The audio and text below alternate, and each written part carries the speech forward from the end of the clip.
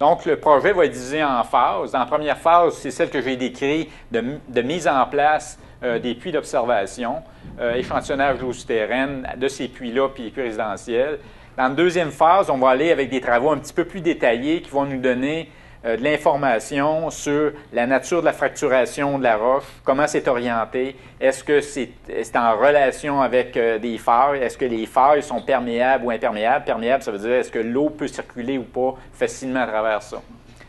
Il y a une troisième phase aussi qui prévoit faire de l'enregistrement des conditions dans l'aquifère quand il y a des opérations pétrolières. Donc, on va suivre la réponse ou l'absence de réponse dans l'aquifère par rapport aux opérations pétrolières pour nous donner une autre indication de la présence de lien ou pas de lien entre le réservoir et l'aquifère. Un autre élément qu'on va utiliser pour évaluer ça, c'est les pressions de fluide.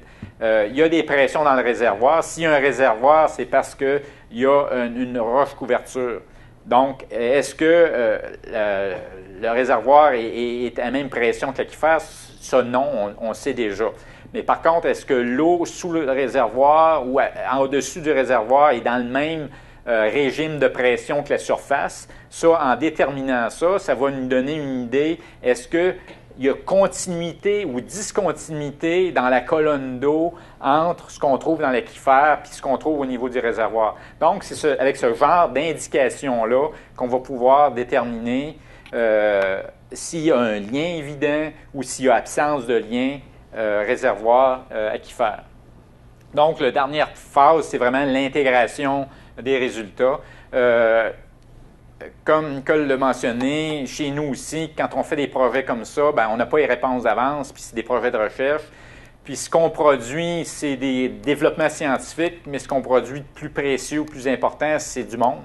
C'est-à-dire qu'on forme des étudiants en faisant ça. Nos résultats dans 5 ans, 10 ans, bien, ils vont être dépassés. Nos étudiants vont juste commencer à être bons, ils vont être sur le marché du travail, puis on va de l'expérience. Ça fait que notre produit durable, nous autres, c'est les étudiants ou la formation. Au niveau de la zone d'étude, bon, ça couvre en fait toute la péninsule d'Aldeman, donc c'est le très gras autour de ça. Bon, maintenant, comment on veut mettre les choses ensemble, c'est un peu de la façon suivante. Il y a peut-être 3 grands groupes d'activités ou types d'activités de l'industrie pétrolière. Il y a les activités de forage qui impliquent aussi une cimentation des cuvelages pour isoler le forage de soit des unités géologiques ou des unités aquifères qui les entourent.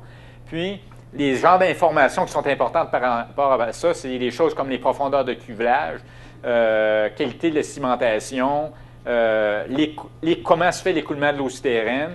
Puis, ce qu'on va mettre ensemble à ce niveau-là, c'est jusqu'où circule l'eau souterraine qui est douce ou utilisable.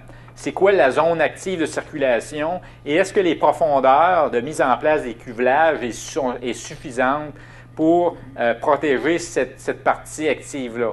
Normalement, puis c'est ça qui arrive quand tu arrives en profondeur, ce qu'il y a en dessous de ça, c'est de l'eau saline, pas nécessairement de l'eau de mer, c'est de l'eau de formation qui était emprisonnée dans les formations géologiques au cours des évolutions. Là, on parle de millions d'années. Donc, on n'a pas de l'eau utilisable en dessous. Puis, il faut savoir où est-ce que se trouve la limite entre ces zones-là pour savoir jusqu'à quelle profondeur protéger. Parce que j'ai mentionné tantôt, c'est pas juste nécessairement 30-40 mètres où se trouvent les puits d'approvisionnement résidentiels. Ça peut être plus profond que ça. Donc, l'idée, c'est d'aller voir à quelle profondeur, puis de mettre ces affaires ça ensemble, puis voir, bon, maintenant, est-ce que les forages eux-mêmes et la façon dont c'est fait, par rapport aux conditions hydrogéologiques, cet élément-là pose un risque.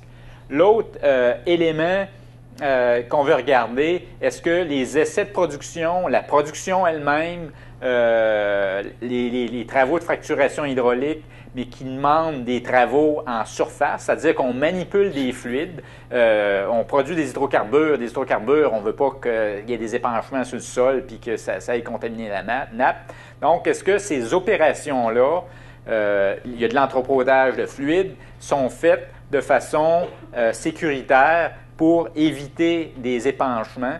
Puis aussi, on va regarder c'est quoi la vulnérabilité de l'aquifère, dans le sens est-ce qu'il est recouvert ou pas recouvert par endroit de couches peu perméables. Il va y avoir des zones, on va pouvoir zoner ça au niveau de la péninsule, des zones plus vulnérables, des zones moins vulnérables. Puis ça veut dire que quand les opérations se font, ça ne veut pas dire qu'ils font ça n'importe comment quand c'est pas vulnérable, mais quand ils se font dans les zones vulnérables, bien, il faut prendre des précautions additionnelles dans les opérations de surface de manipulation de fluide. Le plan A, c'est de faire le forage Haldimand 3 puis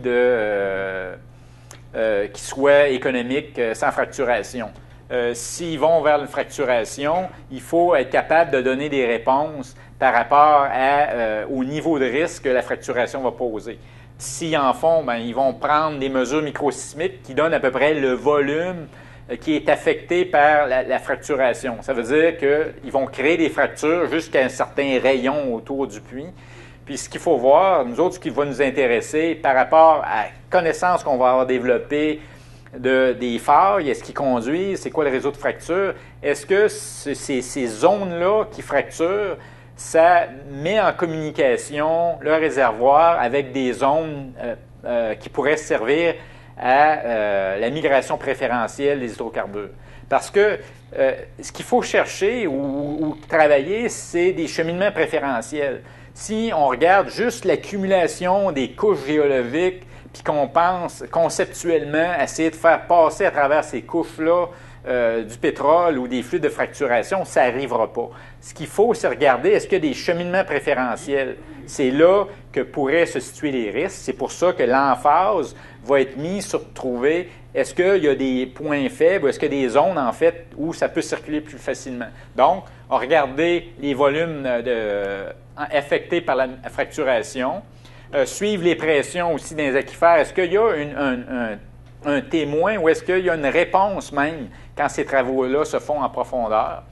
Regarder aussi les mécanismes de migration.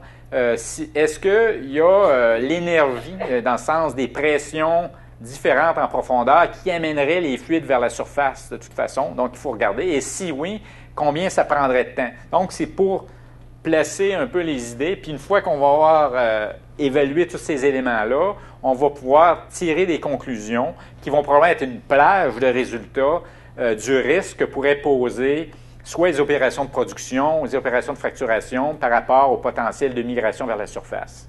Au niveau du financement, nous aussi, on est financé initialement par Petrolia. En fait, ils financent les travaux de caractérisation. Nous, on ne reçoit pas de fonds présentement. Nous, on va aller soumettre un projet de recherche, des conseils de recherche, puis la plausibilité ou l'intérêt scientifique, puis la rigueur de la démarche, c'est ça qui va nous permettre d'avoir les fonds de recherche. Donc, Petrolia et avec leurs partenaires, ils payent pour la mise en place des infrastructures. Nous, notre recherche, et les étudiants qu'on va mettre là-dessus, ils vont être payés par des organismes de recherche, des organismes subventionnaires. Puis, les résultats qu'on va produire, c'est des résultats publics. En fait, tout le long de cette démarche-là, à l'intérieur du comité de suivi, qui peut être un comité déjà existant, bien, nous, on va rendre compte de qu'est-ce qu'on a fait, qu'est-ce que ça a donné, et des résultats de notre démarche au fur et à mesure. Donc, comme je l'ai déjà mentionné, bien, tout ça va être rendu public. Il n'y a aucun de nos rapports qui va être confidentiel. Tous nos rapports vont être publics, vont être déposés à la bibliothèque chez nous, ils vont être déposés aussi au comité de suivi. Donc, c'est ça la façon de fonctionner. Merci.